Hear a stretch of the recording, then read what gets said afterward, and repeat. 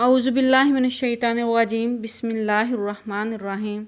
السلام علیکم ورحمۃ اللہ وبرکاتہ۔ ناظرین و سامعین، آپ سب کو اپنے یوٹیوب چینل میں ویلکم کرتی ہوں۔ آج ہم دو موضوعات پر بات کریں گے: پاکستان میں سائنسی ترقی کا راستہ اور ہم کیوں پیچھے رہ گئے۔ پاکستان بنتے وقت اس میں صرف ایک یونیورسٹی تھی اور اب سرکاری اور نجی کم و بیش 153 یونیورسٹیاں ہیں۔ اس نوعیت کے کئی پیمانے ہیں جن کے مطابق ہم نے بہت ترقی کی ہے، تاہم دوسرے معیارات کے مطابق صورتحال مایوس کن ہے۔ ناظرین، سائنس ایک ایسا میدان ہے جس میں انسانوں کی مجموعی دانش نے حصہ ادا کیا ہے۔ خود ہم نے ہر ایک سے سائنس سیکھی اور ہر ایک کے ساتھ کام کیا، چاہے وہ مسلمان ہو یا غیر مسلم۔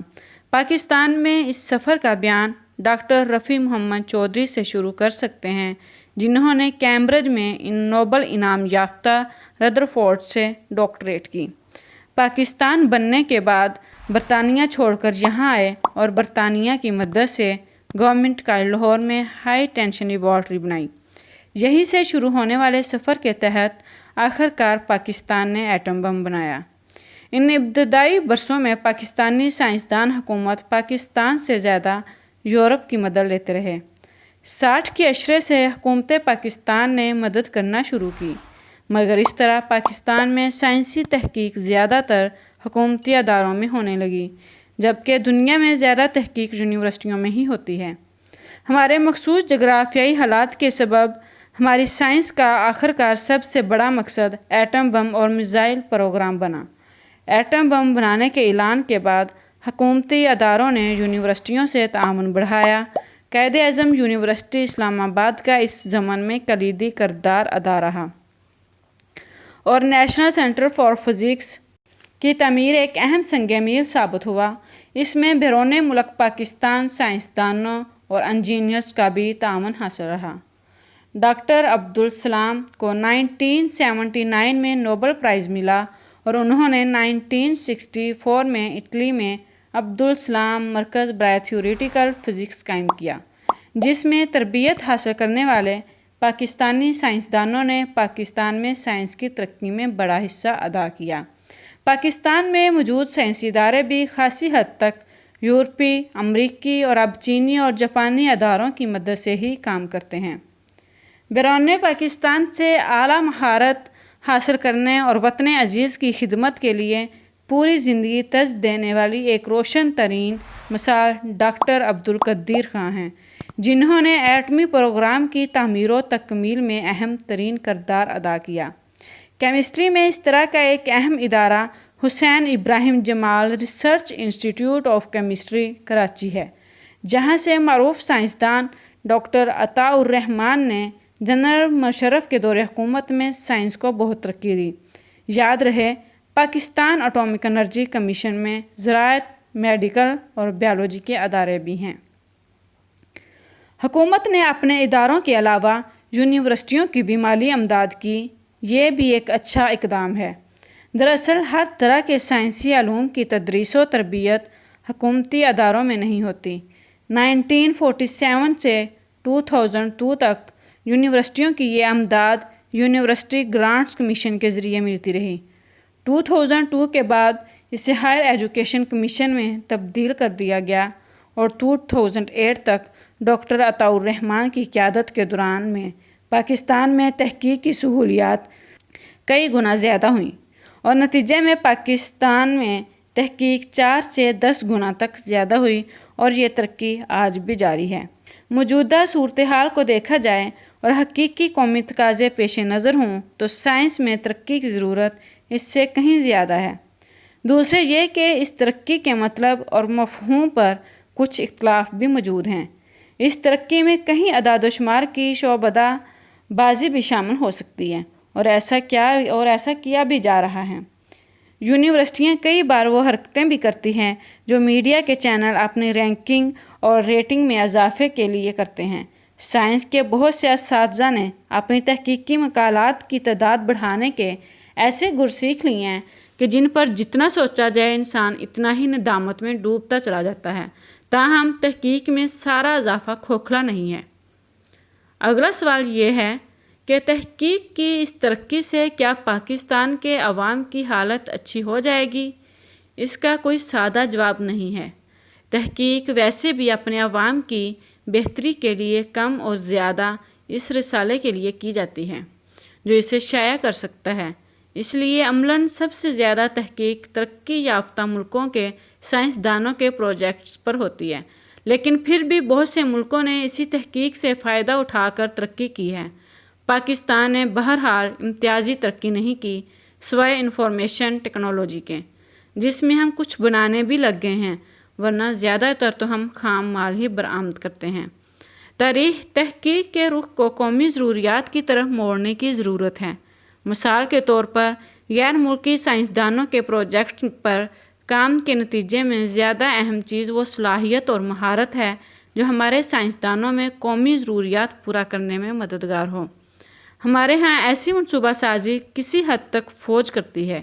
اس کے برعکس عام معاشرہ زیادہ تر اس جاگیردارانہ مزاج میں جکڑا ہوا ہے کہ کسی قسم کی ترقی ہو یا نہ ہو، مقام و مرتبے کا رعب داب برقرار رہنا چاہیے۔ جدید دور میں ترقی کے لیے سرمایہ دارانہ مقابلے کی فضا عام طور پر بہتر ثابت ہوئی ہے کہ جس نے منڈی پر حاوی ہونے کے لیے سائنس اور ٹیکنالوجی کی سرپرستی کر کے ناقابل تصور سرمایہ سمیٹا اور انسانوں کے لیے سہولتیں بھی مہیا کیں۔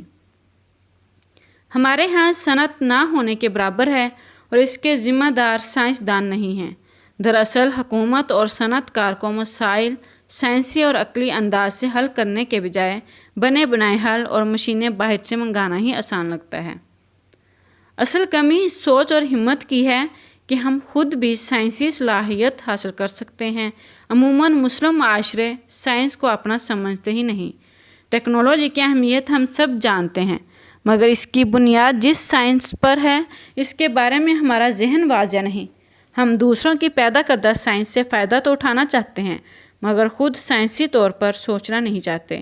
اس نفسیاتی کیفیت کا ہماری تعلیم پر اثر یہ پڑا ہے کہ ہم باہر سے آئے نتائج یاد کرنے میں مصروف رہتے ہیں، مگر ان کا اپنی لیبارٹری یا زندگی میں استعمال نہیں کر سکتے یا نہیں سوچتے۔ اگر ہم خود سائنسی انداز سے نہیں سوچیں گے تو اپنے مسائل کیسے حل کریں گے؟ اسی طرح ہم سائنسی طریقے کے بھی خلاف چل پڑتے ہیں، خصوصاً سوشل سائنسز میں، مثلاً معاشیات، سیاسیات، سماجیات وغیرہ۔ اس میں قصور سارا ہمارا نہیں۔ رد عمل پیدا کرنے کے لیے سائنس اور عقل کا نام لے کر ہمارے عقائد تک پر بلا وجہ حملے کیے گئے۔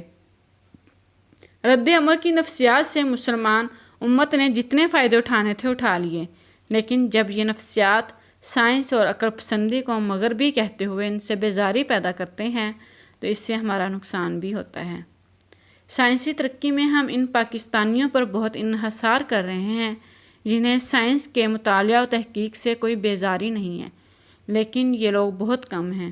عوام اور سیاستدان اپنے مسائل سائنس اور عقل کی بجائے جذبات سے ہی حل کرنا چاہتے ہیں، اور ان کو ہر بار یہی نظر آتا ہے کہ جذبات سے کام بن جائے گا، مگر وقت گزرنے کے بعد پتہ چلتا ہے کہ سائنس اور ترقی کا کام محض جذباتی نعروں سے ممکن نہیں۔ خود صحافت اور ابلاغ عامہ کے میدان پر نظر دوڑائیں تو پاکستانی معاشرے میں شاید ہی کچھ صحافی سائنسی سوچ رکھتے ہوں۔ چاہیے یہ کہ ہم سائنس کو مغربی یا غیر مغربی سمجھنے کی بجائے ایک اعلیٰ انسانی کاوش اور صلاحیت سمجھیں جو غیر مسلم کی طرح ہمارے اندر بھی ہے۔ پھر اسلام نے ہمیں اس صلاحیت کے استعمال کی ترغیب دی ہے۔ 70 برس گزر جانے کے بعد ہمیں جائزہ لینا چاہیے کہ ماضی میں ہمارے ہاں یہ سوچ کیوں پیدا نہ ہو سکی اور آئندہ اس سفر کو کس طرح طے کرنا ہے۔ اب ہم اپنے دوسرے ٹاپک کی طرف بڑھتے ہیں، دوسرے موضوع کی طرف، جو کہ ہے ہم کیوں پیچھے رہ گئے۔ ناظرین، نوع انسانی کی خاطر برپا ہونے والی امت کے احوال دیکھ کر ایک سوال ذہن کے دریچوں پر دستک دیتا ہے کہ آخر ہم کیوں پیچھے رہ گئے؟ امت مسلمہ آج اس زبوں حالی کا شکار کیوں کر ہوئی ہے، اور اس زبوں حالی سے نکلنے کا کیا کوئی راستہ بھی ہے؟ اس نوعیت کے سوالات ہمیں جوابات تلاش کرنے پر مجبور کرتے ہیں۔ امت مسلمہ جسے خیر امت کا لقب حاصل ہے اور جو حضور صلی اللہ علیہ وسلم کے مشن کی امین بھی ہے اور جانشین بھی۔ یہ ایک ایسی امت جسے بجا طور پر سیادت کے اعلیٰ منصب پر فائز ہونا چاہیے تھا، اپنے آپ کو مظلومہ محکوم پاتی ہے۔ کیا وجہ ہے کہ مشرق وسطیٰ سے لے کر کشمیر، برما، فلسطین، بھارت میں اس امت کی بدحالی، مظلومیت اور مفلوجیت اپنے عروج پر پہنچ چکی ہے۔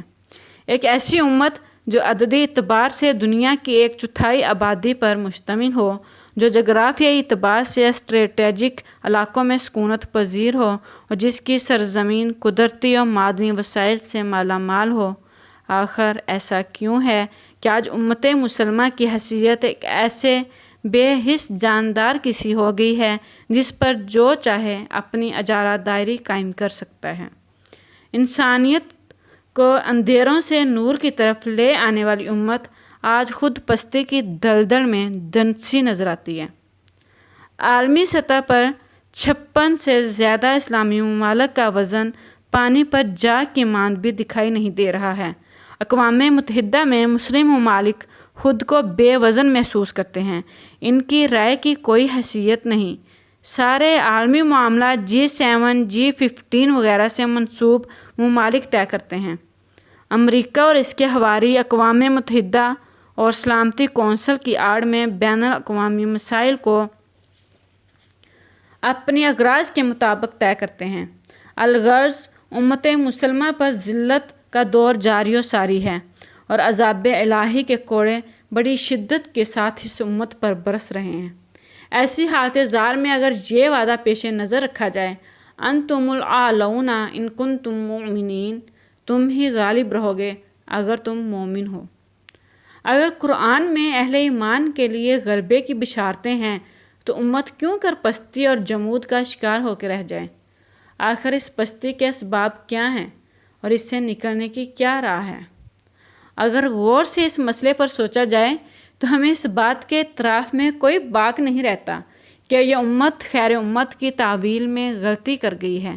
اہل یہود کی طرح شاید ہم مسلمان بھی مدت سے کچھ اس خوش فہمی میں مبتلا ہیں کہ اپنی تمام کج فکریوں کے باوجود بھی ہم ہی تا قیامت دنیا کی سیادت پر مامور کر دیے گئے ہیں۔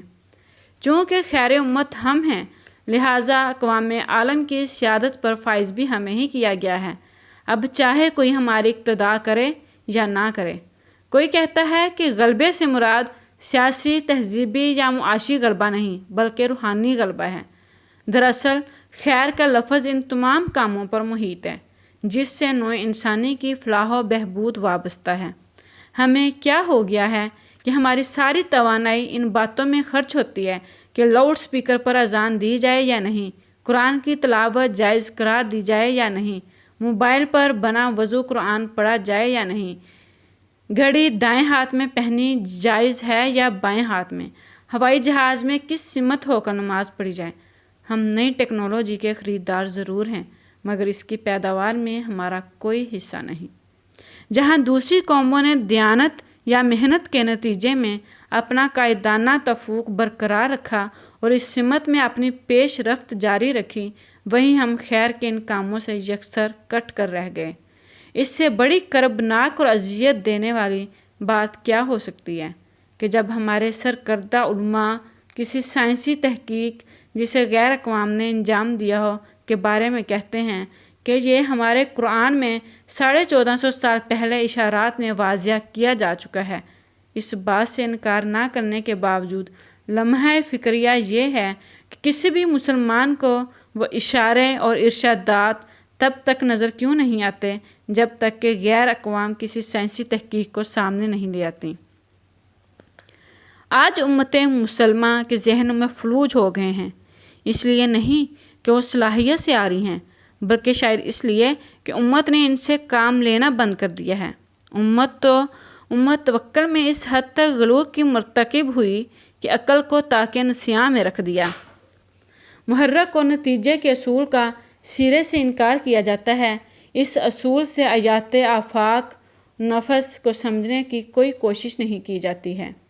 اس کا عملی نتیجہ یہ نکلا کہ امت مسلمہ فکر و دانش کی خودکشی کے دہانے پر آ کر کھڑی ہوئی۔ امت اب اونٹوں کو کھلا چھڑا امت اب اونٹوں کو کھلا چھوڑ کر توکل کا فریضہ انجام دیتی رہی۔ نیال فرگوسن نے اپنی کتاب دی ویسٹ اینڈ دی ریسٹ میں مغربی طاقت کے 6 بنیادی محرکات کو واضح کیا ہے جو اسے تمام دنیا کی اقوام پر غلبہ اور سیادت بخشتے ہیں۔ اس 6 محرکات میں فرگوسن پہلے نمبر پر مقابلے اور مسابقت کو جگہ دیتا ہے اور کہتا ہے کہ یورپ میں مقابلے مسابقت کی سوچ کے پیدا ہوتے ہی مادی اور فوجی طاقتوں میں حد درجہ اضافہ ہو گیا جو یورپی طاقتوں کے غلبے کا سبب بنا۔ اس مسابقت سے نہ صرف معیار میں اضافہ ہوا بلکہ مقدار میں بھی حد درجہ اضافہ ہوا۔ پھر پیداوار اور اس کی کھپت میں انقلابی سطح کی تبدیلی دیکھنے کو ملی۔ فرگوسن کی اس بات کو ہمارا طرز فکر یہ کہہ کر خارج کر دیتا ہے کہ اسلام مقابلے کا نہیں بلکہ تعاون کا خواہاں ہے۔ لیکن فرگوسن کے باقی 5 وجوہ طب، ملکیت، سائنس، محنت اور کھپت تو ایسی ہیں جن سے صرف نظر کرنا ممکن نہیں۔ ان میں وہ سائنسی میدان میں یورپ کی ترقی کو دوسرا بنیادی وجہ سمجھتا ہے۔ اس سے بڑا المیہ کیا ہو سکتا ہے کہ جب یورپ پر تہذیبی زبوں حالی کی گٹا ٹوپ اندھیرے چھائے ہوئے تھے، امت مسلمہ علوم و فنون کے میدان میں اپنے عروج پر تھی، لیکن جب یورپی قومیں اپنی شکست خوردگی سے بیدار ہونی شروع ہوئیں، انہی ایام میں امت مسلمہ پر ایک ایسی گہری نیند چھائی کہ اب تک بیدار ہونے کا نام نہیں لیتی۔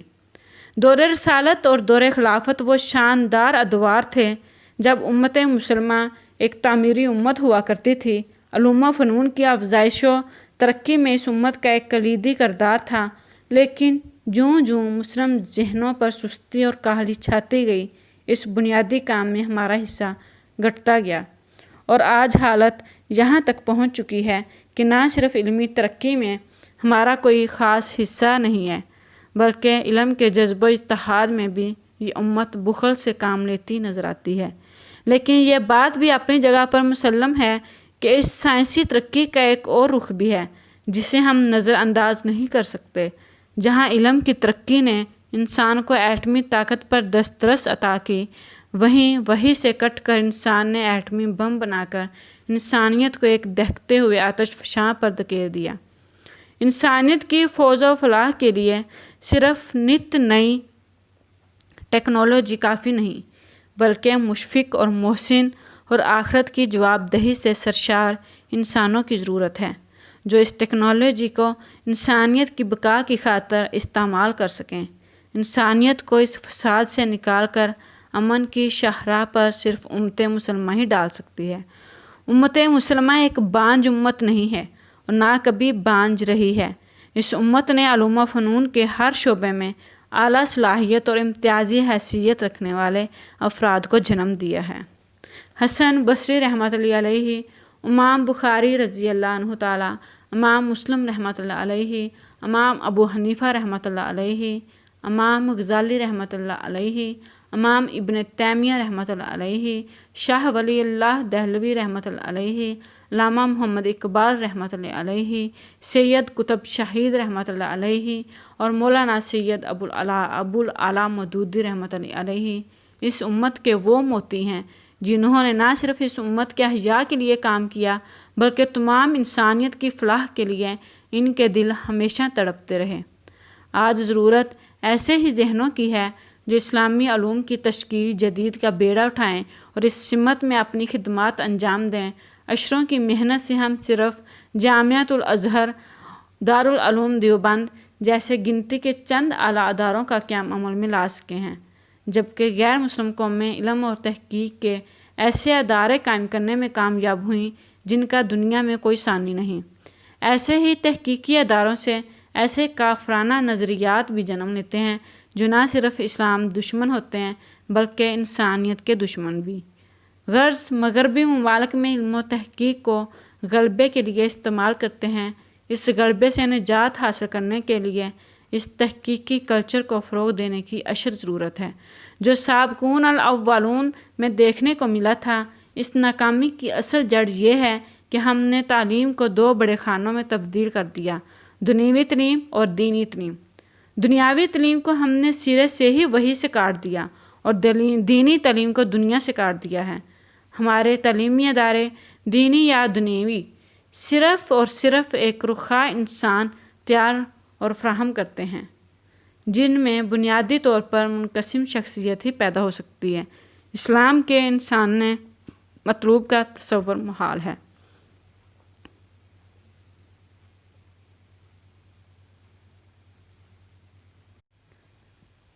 اب ہم ایک اور نیکسٹ ٹاپک پہ آتے ہیں: پاکستان میں علمی و ادبی تحقیق کا حال۔ پاکستان میں علمی و ادبی تحقیق زوال کا شکار ہے۔ اس زوال کا پاکستان کی سیاسی تاریخ سے گہرا تعلق ہے۔ سیاسی نشیب و فراز اور حکمرانی کا معیار زندگی کے دوسرے شعبوں کی طرح علم و تحقیق اور علمی تحقیق اداروں پر بھی اثر انداز ہوا ہے۔ قیام پاکستان کے اوائل میں نئی یونیورسٹیوں اور متعدد علمی اداروں کے قیام کی صورت میں بعض خوش آئند اقدام کیے گئے جس کے نتائج حوصلہ افزا تھے، اگرچہ یہ بھی حقیقت ہے کہ بعض پہلوؤں سے چند اداروں کی کارکردگی مایوس کن تھی۔ جس طرح ملک میں جمہوریت صحیح معنوں میں جڑ نہیں پکڑ سکی اور جمہوریت کے پودے کو بار بار نوچ کر جڑ سے اکھاڑ کر پھینکا جاتا رہا، اسی طرح اداروں میں بھی من پسند اور نااہل افراد کا تقرر کیا جاتا رہا، خصوصاً 1972 کے بعد کے ادوار میں تواہلیت اور میرٹ کو ایک طرف ہی نہیں بالائے طاق رکھ دیا گیا۔ مثال کے طور پر کم و بیش تمام ہی وفاقی تحقیقی و ادبیاتی اداروں کے سربراہان کچھ ایسے تعارف رکھتے ہیں کہ جنہیں تحقیق و تفکر سے کم ہی واسطہ ہے، اور اسی طرح بیرون ملک پاکستان اور اقبال مسندوں پر میرٹ سے ہٹ کر ایسے من پسند افراد کا تقرر کیا جاتا رہا جو ان مسندوں کے لیے مقررہ ضابطوں اور شرائط و معیار پر قطعی پورے نہیں اترتے تھے۔ ایسے سربراہ اور عالم اپنے مربیوں کی خوشنودی کو مقدم سمجھتے تھے، چنانچہ لاہور کے ایک علمی ادارے کے سربراہ نے حاکم وقت کے اشارہ ابرو پر پہلے تو ملاح پر چاند ماری کی اور کندہ علامہ اقبال کا استعمال کیا، پھر انہیں اقبال کی شاعری میں بھی کیڑے نظر آنے لگے۔ مغربی تہذیب پر اقبال کی تنقید ان کی آنکھوں میں کانٹے کی طرح کھٹکنے لگی اور انہوں نے بڑے بھدے انداز میں اقبال پر بھی تبرہ کیا۔ اقبال کا ذکر ہوا تو سمجھ لینا چاہیے کہ تخیل پاکستان، تشکیل پاکستان اور پھر تعمیر پاکستان میں اقبال کے کلام و پیغام کو مرکزی حیثیت حاصل ہے۔ وہ محض ایک شاعر نہیں بلکہ پاکستان کے وجود کو تقویت عطا کرنے کا ایک زندہ و توانا حوالہ بھی ہیں۔ اس لیے آج 70 برس گزرنے کے بعد ہمیں اقبال کے حوالے سے روا رکھے جانے والے طرز عمل کا توجہ سے جائزہ لینا چاہیے۔ اقبال کے فکر پر تحقیق اور ان کے پیغام کی نشر و اشاعت کے لیے حکومتی سطح پر لاہور میں 2 ادارے قائم ہیں۔ اقبال اکادمی پاکستان وفاقی حکومت کا ادارہ ہے اور بزم اقبال پنجاب کی صوبائی حکومت کا۔ دونوں اداروں نے سینکڑوں کتابیں چھاپی ہیں، مگر فروغ اقبالیات کے ضمن میں صرف کتابیں چھاپنا ہی کافی نہیں، اقبال کے فکر اور پیغام کی نشر و اشاعت کے لیے دوسرے ذرائع اختیار کرنا ناگزیر ہے، مگر ایسا کچھ نہیں کیا گیا۔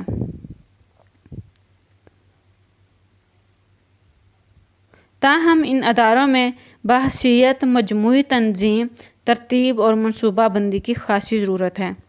یہ منصوبہ بندی کی کمی ہی تھی جس کی وجہ سے مثلاً اقبال کے 100 سالہ جشن ولادت تک علامہ اقبال کی کوئی ڈنگ کی سوانح عمری نہ لکھی جا سکی تھی۔ 50 کے عشرے میں بزم اقبال نے یہ منصوبہ ابتدا میں غلام رسول مہر کے سپرد کیا۔ 50 کے عشرے میں بزم اقبال نے یہ منصوبہ ابتدا میں غلام رسول مہر کے سپرد کیا، پھر ان سے واپس لے کر عبدالمجید سالک کو دے دیا، اور انہوں نے 1955 میں ذکر اقبال لکھ دی تو اس پر شدید تنقید ہوئی۔ بعض افراد نے اپنے طور پر سوانح عمریاں لکھیں، मगर अदारों की सतह पर मज़ीद कोई कोशिश ना की गई। इसलिए 1977 की 100 साला जश्न इकबाल कमेटी ने एक मुफस्सल और मयारी सवां उमरी लिखने का काम पहले सैयद नज़ीर नियाज़ी बाद अज़ां डॉक्टर अब्दुलसलाम खुर्शीद के ज़िम्मे लगाया, मगर बात नहीं बनी। आखिर अल्लामा के फर्जंदे अर्जमंद जावेद इकबाल मरहूम ने जिंदा रोद लिख कर इस कमी को पूरा किया। मेरा तासर ये है और अक्सर हजरात इससे इत्तफाक करेंगे कि इकबालियात हो, गालबियात हो या तारीख़ अदब या अदब उर्दू का कोई शोबा जो चंद एक काबिल कदर काम हुए, बेशतर वो इनफरादी काविशों का नतीजा है। अदारों की कारकर्दगी बिलअमूम नाकिस रही है, हालांकि वसाइल बानिस्बत अफराद के अदारों को मुयस्सर होते हैं। Doctor Ataur Rahman higher education commission के सरबराह मुकर्रर हुए तो इल्मी और अदबी तहकीक में तेज़ रफ्तारी आई, मगर मायार मकदार का साथ ना दे सका। जनरल मोहम्मद ज़ियाउल हक मरहूम के इमा पर PhD और MPhil के वज़ाइफ देने के मस्बत कदम ने अमलन मेयार को नीचे खींचने में हिस्सा लिया है, और अब तो जामियात में तहकीकी मकाले यूँ धड़ाधड़ तसनीफ़ हो रहे हैं जिस तरह किसी फैक्ट्री से ख़ास वज़ाक़ता के बुरे भले पुर्ज़े थूक के हिसाब से ढल ढल कर निकलते चले आते हैं। तहकीक कराने वाले असातिज़ा की कमी नहीं, मगर मेहनत करने और कराने वाले असातिज़ा बहुत कम हैं। आज एक अखबार नवीस ने अपने बकौल इंकशाफ किया है कि पाकिस्तानी जामियात में 11,000 PhD स्कॉलर अपनी खिदमात अंजाम दे रहे हैं, जबकि मज़ीद 30,000 स्कॉलर की ज़रूरत है। हायर एजुकेशन कमीशन की कोशिश है कि अगले साल में मज़ीद 20,000 स्कॉलर तैयार किए जाएँ। गोया कमीशन मकदार बढ़ाने की फ़िक्र में है, हालांकि ज़रूरत इन खिदमात का मयार बढ़ाने की है जो मौजूदा 11,000 स्कॉलर अंजाम दे रहे हैं। बकौल रशीद हसन खां हमारे असातिज़ा को तरक्की की हजे करने से फुर्सत नहीं है। चमक ने चुंदिया दिया है। तहकीक का मायार बुलंद हो तो कैसे? मायार तो बाद की बात है। अब तो PhD और MPhil स्कॉलर मौज़ूआते तहकीक की तलाश में मारे फिरते हैं, क्योंकि इनके असातिज़ा ने मौज़ूआत की तलाश भी शागिर्दों के ज़िम्मे डाल दी है।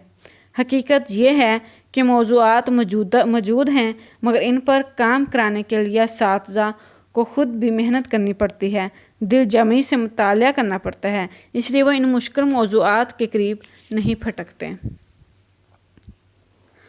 पाकिस्तान का मुस्तकबिल तालीम के अच्छे मायार और इंसाफ की बिला ताख़ीर फ़राहमी पर मुनहसर है, और यही दो चीज़ें हमें नज़र नहीं आती। मगर खुश आइंद बात यह है कि पाकिस्तान की सियासी तारीख़ में शायद पहली बार एहतसाब का सिलसिला शुरू हुआ है। क्या ही अच्छा हो कि इल्मी तहकीक ख़ुसूसन जामियात के तहकीकी मकालों का भी जायज़ा लिया जाए। जामियात के तहकीकी मकालों के पस्त मायार का एक सबब हायर एजुकेशन कमीशन की गफलत भी है। वो कम ही इस बात का एहतमाम करती है कि तहकीकी मकालात के लिए इसने जो असूल और ज़ाब्ते मुकर्रर किए हैं, ये देखे कि क्या तहकीकी मकालों में इनकी पाबंदी की जा रही है। माज़ी करीब में हायर एजुकेशन कमीशन ने ज़ाब्ता जारी किया था कि मकाला नगारों का ज़बानी इम्तहान खुले बंदों लिया जाएगा और मकाला नगार अपने मकाले का खुला दिफा करेंगे। शोबों से कहा गया कि वह इसके लिए इम्तहानात का वक्त और तारीख़ मीडिया पर नशर कराने का अहतमाम करें। उन्वान भी बताया जाए और अवामुन्नास को दावत दी जाए कि वो इस मौके पर ज़बानी इम्तहान का मुशाहिदा करें और उम्मीदवार से सवालात करें। अगर मकाला नगार तसल्ली बख्श जवाब ना दे सके तो इसे तैयारी का एक और मौका देकर दोबारा इम्तहान लिया जाए। अफसोस है कि हमारी जामियात में इल्ला माशाअल्लाह इसका अहतमाम नहीं किया जाता। शोबे अखबारात में इत्तला नहीं भेजते। खाना पूरी के लिए मुतअल्लिका शोबे में फ़कत एक नोटिस लगा दिया जाता है। बसा औक़ात इस रोज़ या एक आध रोज़ पहले यह कमीशन के ज़ाब्ते का मजाक उड़ाने वाली बात है, मगर कमीशन ने मजाक उड़ाने वालों को मगर कमीशन ने मजाक उड़ाने वालों का शायद ही कभी एहतसाब किया हो। अगर कमीशन गफलत ना बरते और इस बात को यकीनी बनाए कि खुले बंदों दफा के ज़ाब्ते पर पाबंदी से अमल किया जा रहा है तो इससे मकालात का मेयार बेहतर होगा। बहरहाल उम्मीद रखनी चाहिए कि हालात बेहतर होंगे। हमें एक लंबा फासला तय करना है, तब कहीं जाकर क़याम पाकिस्तान के मकासद पाया तकमील को पहुँचेंगे।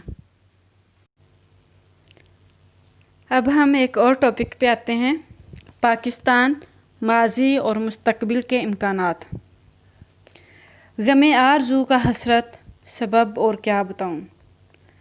गमे आरज़ू का हसरत सबब और क्या बताऊँ, मेरी हिम्मतों की पस्ती मेरे शौक़ की बुलंदी।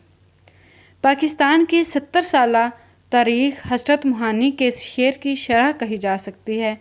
निसफ सदी से ज़ायद इस अरसे को हम इन उन्वानात के ज़ैल में देख सकते हैं। पहला, सियासत और सियासतदान। 20वीं सदी के 40 के अशरे में जब बर्र-ए-सगीर हिंद के 10 करोड़ से ज़ायद मुसलमानों की अक्सरियत नहायत जज्बाती अंदाज में बर्र-ए-सगीर की तकसीम और खिलाफत राशिदा के नमूने की एक मुस्लिम रियासत के ख्वाब की ताबीर के लिए नहायत जोश व खरोश से हिस्सा ले रही थी, बाज़ गोशों से ये ज़ईफ़ आवाज़ें भी सुनाई देती थीं कि ये तहरीक दुरुस्त नहीं। इनमें बाज़ मजहबी तबके भी थे। उनका ख्याल था कि कुल हिंद मुस्लिम लीग की क़यादत इस नस्बुल ऐन को पूरा करने की अहल नहीं, लेकिन अक्सरियत ने इनके तहफ़्फ़ुज़ात को रद्द कर दिया और 14 अगस्त 1947 को बर्र-ए-सगीर तकसीम हो गया। पाकिस्तान के नाम से एक इस्लामी रियासत वजूद में आ गई। लेकिन इस तहरीक के कायदीन की अक्सरियत इस्लामी असूल या सियासत और रियासत से किस कदर वाक़फ़ियत रखती थी। इन कायदीन की अपनी ज़ाती ज़िंदगी में इस्लामी सकाफ़त और समाजी इक़दार की क्या कैफ़ियत थी। फ़िक्री तौर पर वो इस्लाम के सियासी, इक़्तिसादी, मुआशरती असूलों से किस कदर वाक़फ़ियत रखते थे। ये सवालात काबिल तवज्जो हैं। सरज़मीन बे-आइन। इसमें शक नहीं कि इस नौज़ायदा मुमलकत को बहुत से मसाइल का सामना था, लेकिन आइन साजी के लिए एक छोटी सी कमेटी ही काफ़ी थी।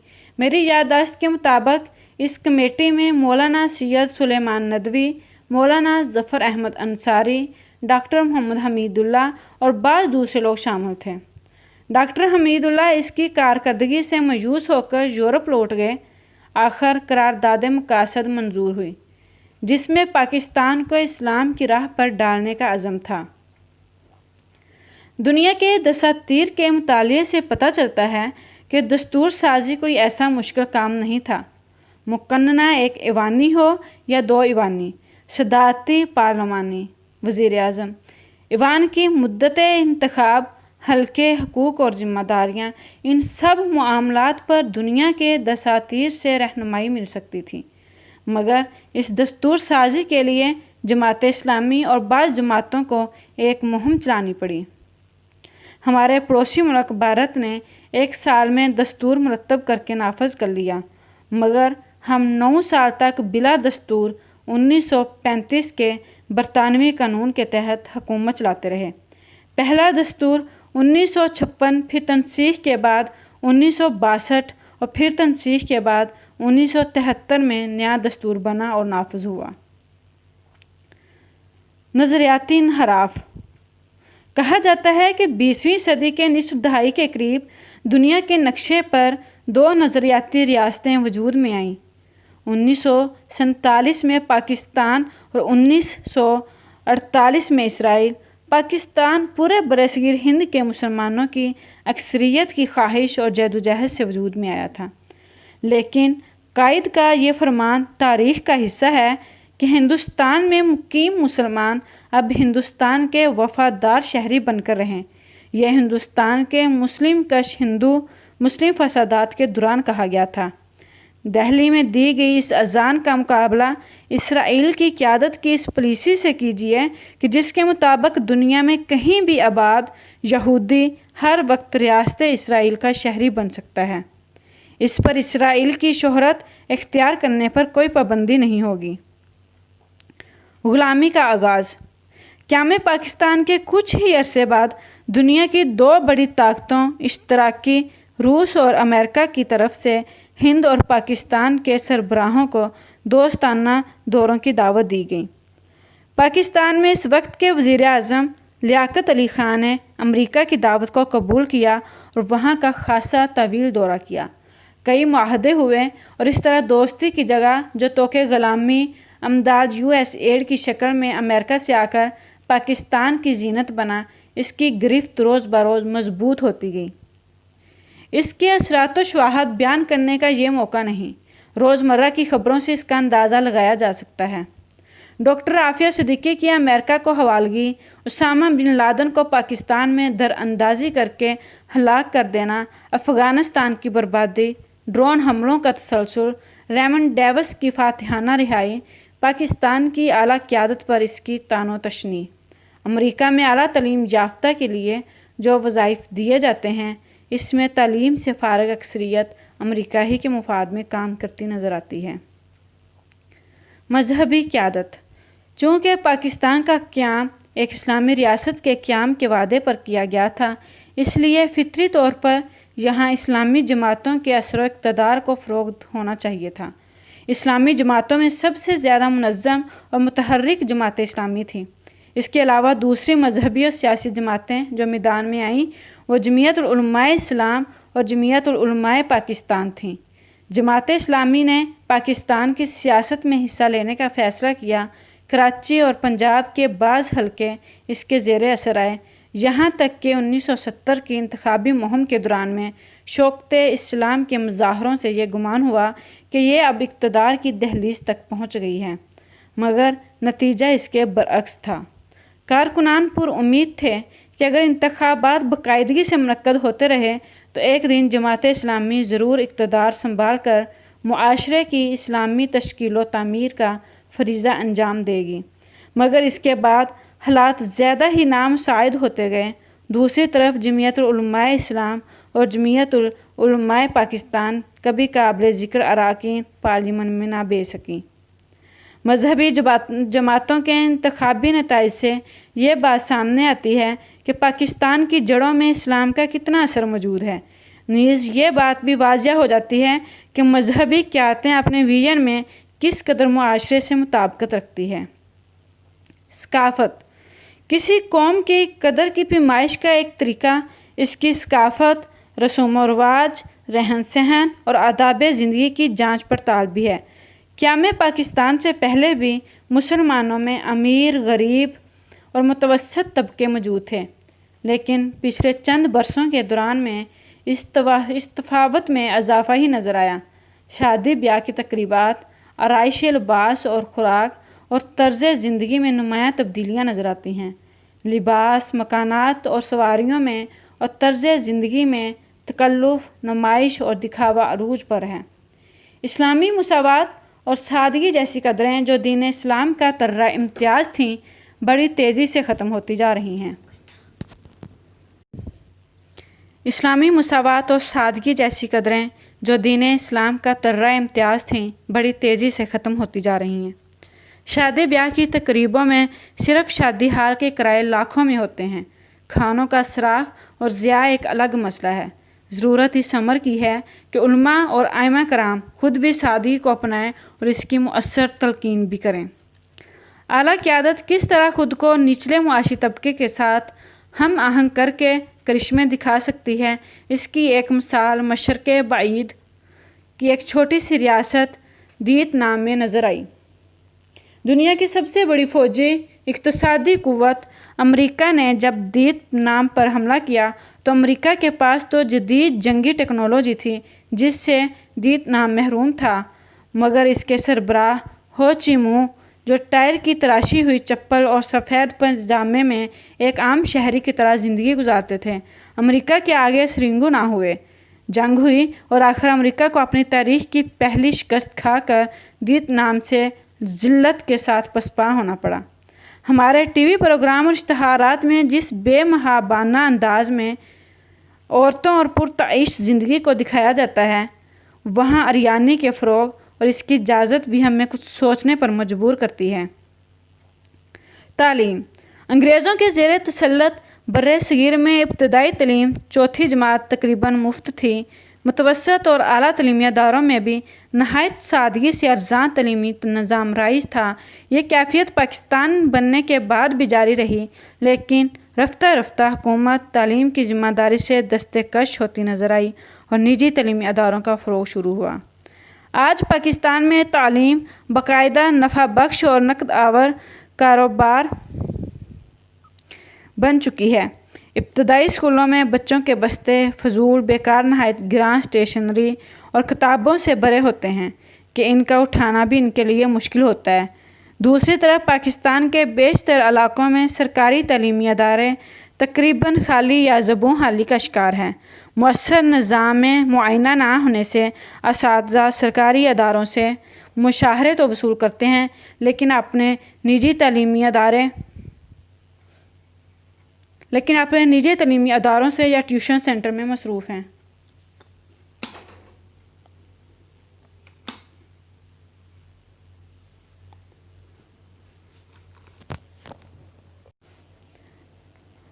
दूसरी तरफ इंग्लिश मीडियम और दूसरे निजी तालीमी अदारों ने तालीम को एक मुनाफा बख्श कारोबार के तौर पर अपना लिया है। इब्तदाई जमातों के बच्चों की फ़ीस हज़ारों में वसूल की जाती है। गरीब के लिए अच्छी मायारी तालीम का हसूल तकरीबन नामुमकिन हो गया है। इंग्लिश मीडियम स्कूलों में दरसी किताबें ज़्यादातर ऑक्सफोर्ड या ऐसे ही दूसरे अदारों की शाया करदा इस्तेमाल होती हैं। इनसे सकाफ़त, ज़बान और ज़हनियत की साख्त के जो मसाइल पैदा होते हैं, कम ही लोगों की इस पर नज़र है। वज़ारत तालीम इस सिलसिले में क्या कर रही है? इसकी एक मिसाल ये है कि एक अरसे से ग्रेजुएशन की सतह के तालीमी निसाब में इस्लामियात एक लाजमी मजमून के तौर पर शामिल था। अब हायर एजुकेशन कमीशन जो आला तालीमी निसाब और तरीक़े तदरीस की निगरानी का ज़िम्मेदार है, इस्लामियात के इस कांटे को तो निकाल नहीं सका। ताहम इसकी जगह इस्लामिक एंड पाकिस्तान स्टडीज़ के उन्वान से एक मजमून रख दिया गया है, जिसमें पाकिस्तान की तारीख़ तो है मगर इस्लाम का कहीं नामो निशान नहीं। नए तालीमी निज़ाम के ज़रिए नई नस्ल इस्लामी और रवायती आला सकाफ़ती इक़दार और अपनी कौमी ज़बान से दूर होती जा रही है। उर्दू सिर्फ बोलने की ज़बान रह गई है। सिर्फ अंग्रेज़ी इल्म की ज़बान तसव्वुर कर लिया गया है। पूरी कौम उर्दू के रस्मुल ख़त और हरूफ तक से बेबहरा होती जा रही है। उर्दू भी अब रोमन हरूफ में लिखने का रवाज आम होता जा रहा है। यहाँ पर यह बात काबिल ज़िक्र है कि अपनी ज़ुबान के बग़ैर कोई कौम तरक्की नहीं कर सकती। चीन, जापान, कोरिया नीज़ यूरोपीय ममालिक ने अपनी ज़बान में तालीम देकर ही नई नस्लों को उलूम व फ़नून की बुलंदियों तक पहुँचाया है। अंग्रेज़ी बेशक एक आलमी ज़ुबान है, इससे शनासाई में कोई हर्ज नहीं, लेकिन वो उर्दू ही है जिसके ज़रिए हम मुल्क के गोशे गोशे तक रसाई हासिल कर सकते हैं और हम इसी के ज़रिए कम मेहनत से अलूम को वसी हलकों में फैला सकते हैं। जामिया उस्मानिया ने इस सिलसिले में जो काम किए, इनकी नज़ीर भी सूदमंद होगी। तमाम असरी और साइंसी अलूम, तिब, इंजीनियरिंग की आला तालीम उर्दू ही में दी जाती थी और वहाँ के तलबा ने अपनी काबिलियत का लोहा मनवा लिया था। पाकिस्तान की मजहबी जमातों बिलखसूस जमात इस्लामी ने अपने जितने वसाइल, रुपया, सलाहियतें और अफरादी क़ुव्वत और वक्त इंतखाबात के ज़रिए कामयाबी में सरफ़ किया, अगर वो नई नस्ल की अच्छी तालीम और तरबियत के लिए इस्तेमाल करती तो शायद इस मुल्क की सूरत हाल कुछ और होती। इंतखाबी सियासत के नतीजे में बरसरे इक़्तिदार आ जाने के बाद भी क्या हो सकता है, इसकी एक हालिया मिसाल मिस्र में अख़वानुल मुस्लिमीन की हुकूमत का इस्तेसाल और बगावत करके जनरल सीसी का बरसरे इक़्तिदार आना है। लेकिन अगर अवाम की अक्सरियत की तालीम व तरबियत एक मुख्तलिफ अंदाज में हो तो ऐसी किसी साजिश का कामयाब होना मुमकिन नहीं जो हमारे मुल्क में बार बार की गई और इसके नतीजे में मुल्क दोलख्त हुआ। नफ्सियात के तजर्बों में आमूज़श बासई ख़ता एक दिलचस्प तजर्बा है जो एक चूहे को भूल बलियों में छोड़ देते हैं, जिसके दूसरे सिरे पर पनीर का टुकड़ा होता है। चंद मरतबा गलती करके वो अंधे रास्तों से वाकिफ़ हो जाता है, उधर नहीं जाता और फिर सीधा पनीर के टुकड़े तक पहुंच जाता है। इस हकीर जानवर ने सही रास्ता दरियाफ्त कर लिया है। हमारे कायदीन सही रास्ता कब दरियाफ्त करेंगे? ضرورت ہے کہ اہل دانش سر جوڑ کر بیٹھیں، حالات کا معروضی انداز میں جائزہ لیں اور ایک نئے راہ عمل کو تلاش کر کے اس پر عمل پیرا ہوں۔ بہرحال ہمیں حالات سے مایوس نہیں ہونا چاہیے۔ علامہ اقبال مفکر پاکستان کہتے ہیں کہ امید کا دامن ہاتھ سے نہ چھوٹنا چاہیے۔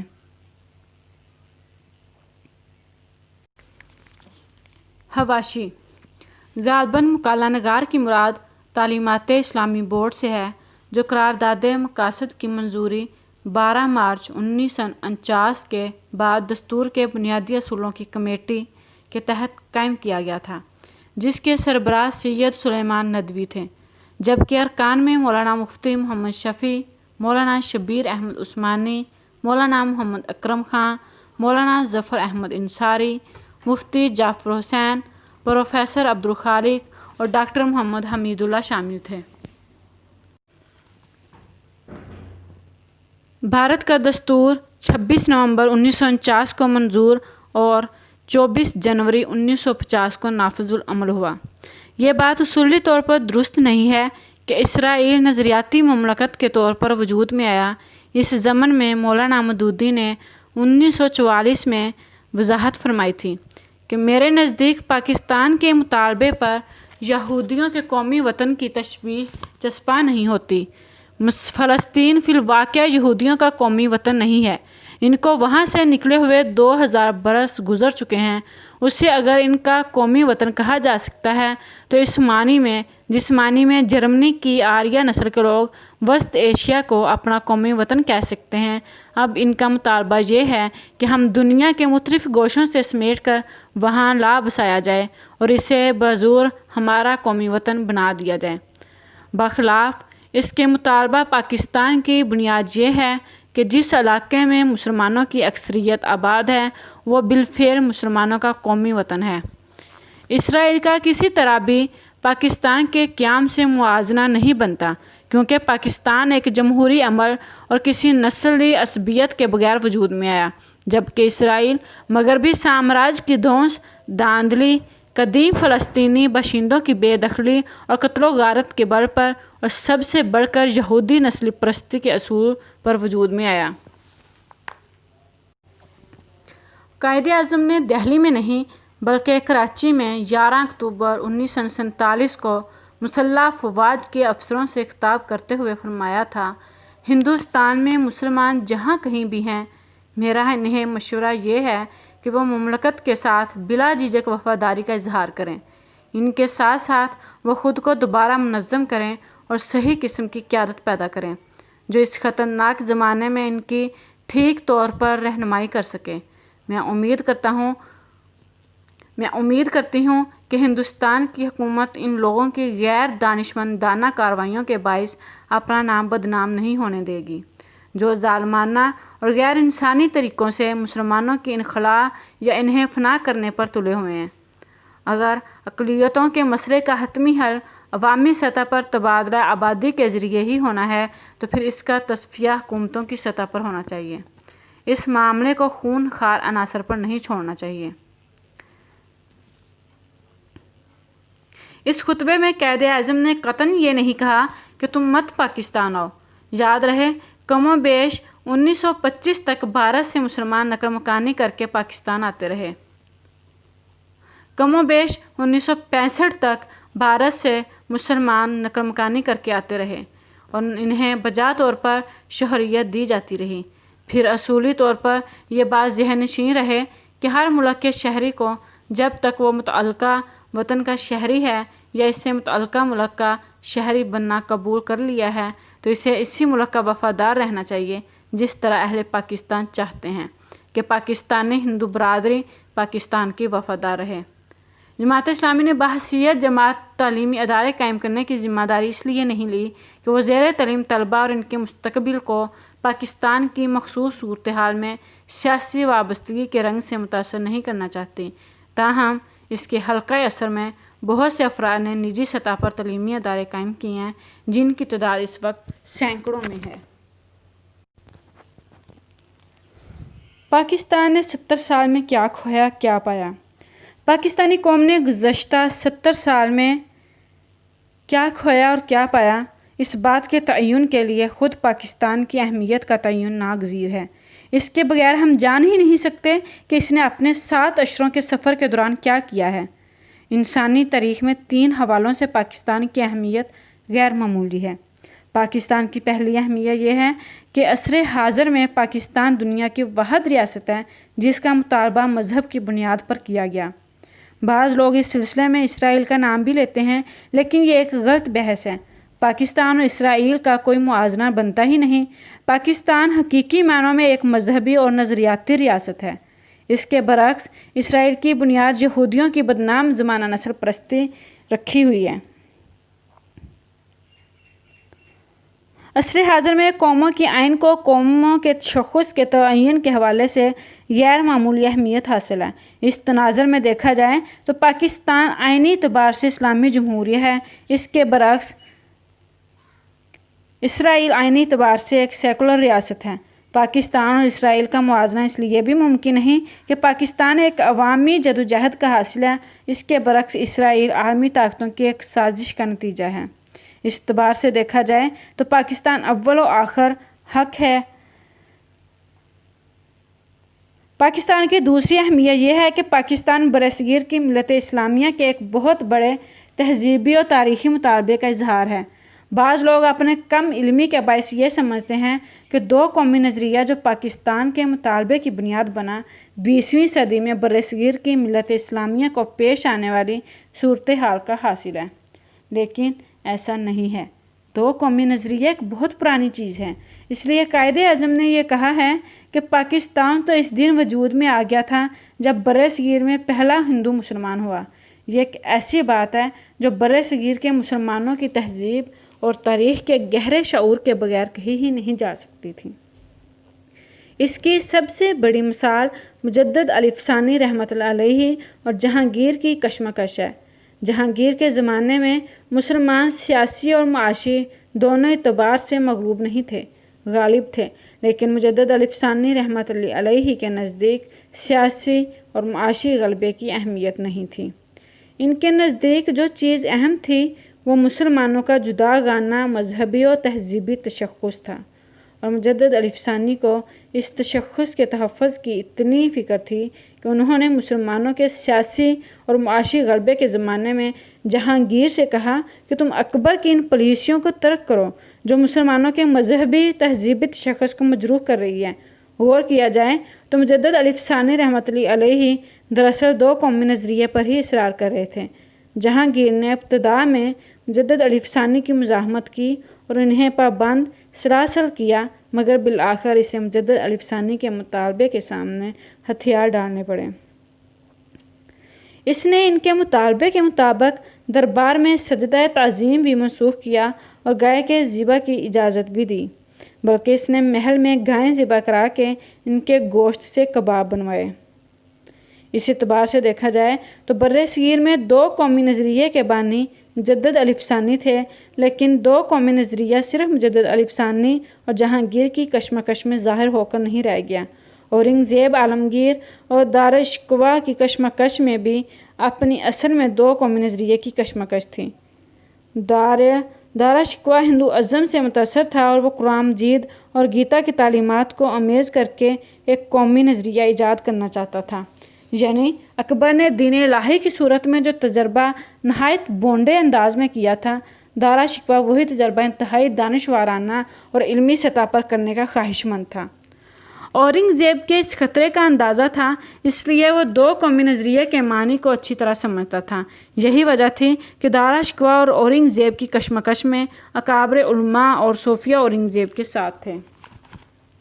یہ بات تاریخی ریکارڈ کا حصہ ہے کہ سر سید احمد خان کسی زمانے میں ایک قومی نظریے کے قائل تھے اور ہندوؤں اور مسلمانوں کو ایک خوبصورت دلہن کی 2 آنکھیں کہا کرتے تھے، لیکن ہندی اردو تنازع نے ان کی آنکھیں کھول دی اور انہوں نے مسلمانوں کو کانگریس میں شامل ہونے سے روکا اور کہا کہ اگر مسلمانوں کو اپنے مفادات کا تحفظ کرنا ہے تو انہیں اپنا پلیٹ فارم تخلیق کرنا چاہیے۔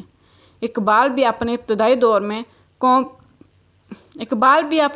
دور میں قوم پرست اور وطن پرست تھے اور انہیں خاک وطن کا ہر ذرہ देवता नज़र आता था और वो कह रहे थे, सारे जहाँ से अच्छा हिंदुस्तान हमारा, हम बुलबुलें हैं इसकी ये गुलिस्तान हमारा। मगर इकबाल की फ़िक्र में भी तगय्युर रूनुमा हुआ और चंद ही बरसों में वो चीनो अरब हमारा, हिंदुस्तान हमारा, चीनो अरब हमारा, हिंदुस्तान हमारा, मुस्लिम है हम, वतन है सारा जहाँ हमारा कहते नज़र आए। मोहम्मद अली जिन्ना का मामला भी अय्यां है। वो कांग्रेस के रहनुमा थे और सरोजिनी नायडू इन्हें हिंदू मुस्लिम इत्तेहाद की सबसे बड़ी अलामत करार देती थी। लेकिन मुसलमानों की तहजीब और तारीख़ की मरकज़ जो हरकत ऐसी थी कि देखते ही देखते मोहम्मद अली जिन्ना रहमतुल्लाह अलैहि कायद आज़म बनकर उभरे और उन्होंने दो कौमी नज़रिए की वजाहत पर जितना ज़ोर बयान सर्फ किया किसी और ने नहीं किया। इस तनाजुर में देखा जाए तो दो कौमी नज़रिया 1930 या 1940 में सामने आने वाली हकीकत नहीं था, बल्कि इसकी जड़ें हमारी तारीख़ में बहुत दूर तक फैली हुई थीं। पाकिस्तान की तीसरी अहमियत यह है कि पाकिस्तान असर हाज़िर का सबसे बड़ा ख्वाब है। कायद आज़म ने पाकिस्तान को इस्लाम की तजर्बागाह करार दिया था और उन्होंने फरमाया था कि पाकिस्तान बन गया है, चनाचे इंसान की तख्लीकी क़ुव्वत अपने इम्कानात को ज़ाहिर करने के लिए पूरी तरह आज़ाद हो गई है। इसके मानी ये हैं कि पाकिस्तान के ज़रिए हमें रियासत मदीना के तजर्बे को नया कालब मुहैया करना था, ऐसा कालब जिसकी रूह कदीम और जिसके इजहार या असालीब को नया होना था। इस एतबार से देखा जाए तो ना पाकिस्तान के जैसी कोई रियासत थी और ना है और ना हो सकती है। बदकिस्मती से हम मज़हब की बुनियाद पर अलग रियासत के मुतालबे का हक़ अदा कर ना सके। ना हमने अपनी तहजीब और तारीख़ की मरकज़ जो हरकत से काम लिया और ना हम पाकिस्तान ही को इस्लाम की तजर्बा गाह बनाकर इंसान की तख्लीकी सलाहियतों के इजहार की सूरत पैदा कर सकें। बिलाशुबा मजहबी जमातों और उलमा की तावील जदोजहद के नतीजे में पाकिस्तान इस्लामी जमहूरियत तो बन गया, मगर हमारे फ़ौजी और सिविल हुक्मरानों ने आइन को इस्लाम का कैद खाना बना दिया है। इस्लाम को इस कैद खाने से निकलने की इजाज़त नहीं। चनाचे हुकूमत और रियासत के बंदोबस्त पर इस्लाम का कोई असर नहीं। हमारी मईशियत सूद पर खड़ी हुई है और सूद जनरल परवेज़ मुशर्रफ ही को नहीं, मियाँ नवाज शरीफ को भी इतना अजीज़ है कि उन्होंने इसके ख़ात्मे के लिए दिखावे के लिए भी एक कदम नहीं उठाया। हमारा निज़ाम तलीम सिर्फ़ इतना इस्लामी है कि इसमें इस्लामियात एक मजमून के तौर पर शामिल है। हमारे हुक्मरान ही नहीं, ज़राए अबलाग भी आइन की दफ़ा 26 और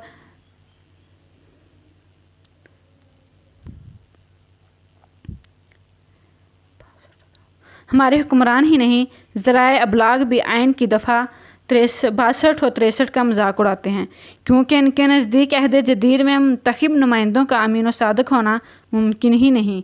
गौर किया जाए तो मजाक उड़ाने वाले दफ़ा 62 और 63 का मजाक नहीं उड़ाते, इस्लाम के तसव्वुर, सदाकत और इमानत का मजाक उड़ाते हैं।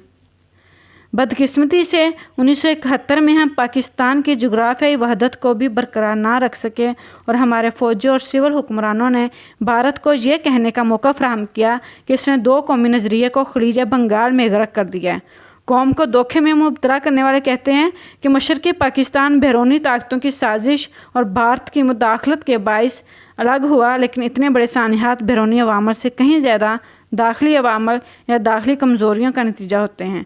और हमारे सबसे बड़े दाखिली कमज़ोरी ये थी कि पाकिस्तान के हुक्मरान तबके ने 1939 से 1971 तक पाकिस्तान की तख्लीक के मुहर्रक इस्लामी को इज्तिमाई ज़िंदगी में मुअस्सर बनाने की मामूली सी कोशिश भी ना की। अगर हम 1947 से 1971 तक कुछ और नहीं तो इस्लाम के तसव्वुर अदल ही पर अमल कर रहे होते तो बैरूनी ताकतें और भारत चाह कर भी हमारा कुछ नहीं बिगाड़ सकते थे।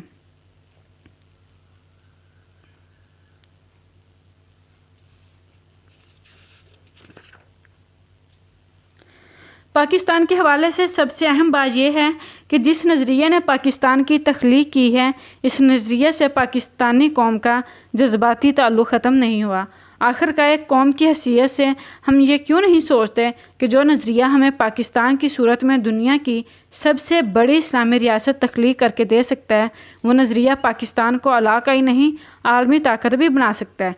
लेकिन इसकी दो शराइतें, एक ये कि नज़रिए को कौमी ज़िंदगी में हकीकी मानों में मुअस्सर बनाया जाए, ताहम इस काम के लिए एक ऐसी क़यादत की ज़रूरत है जिसमें दो फजीलतें मौजूद हों, एक तकवा की फजीलत اور دوسری علم کی فضیلت۔ تاریخ میں مسلمانوں کو جب بھی غلبہ ملا ہے انہی دو فضیلتوں کی وجہ سے ملا ہے۔ تقویٰ اور علم میں کمال کے بغیر پاکستان کیا پوری امت مسلمہ کا کوئی مستقبل نہیں۔